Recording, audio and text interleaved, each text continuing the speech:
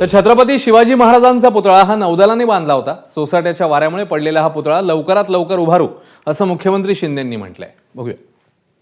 झालेली घटना अतिशय दुर्दैवी आहे। मी कलेक्टरशी बोलल्यानंतर त्यांनी मला सांगितलं 45 किलोमीटर पर आवर अशा प्रकारचा वारा, सुसाट्याचा वारा जो ओघ होता आणि त्या याच्यामध्ये पुतळ्याचं नुकसान झालेलं आहे।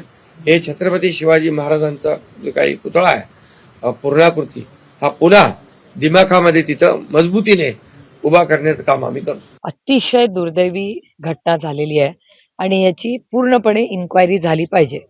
जेव्हा या देशाचे प्रधानमंत्री तुम्ही त्याला बोलवता त्या कार्यक्रमासाठी, एवढं मोठं स्मारक होतं, तेव्हा पाऊस, उजेड सगळ्याचाच याचा काही प्लॅनिंग केलं नाही या सरकारने। त्यांच्याच काळात झालेलं ना। कोण होतं याचं डिझाईन, कोणी केलं याचं, म्हणजे त्याचा कॉन्ट्रॅक्टर कोण होता? अशा निष्क्रिय आणि असंवेदनशील सरकारचा मी जाहीर निषेध करते।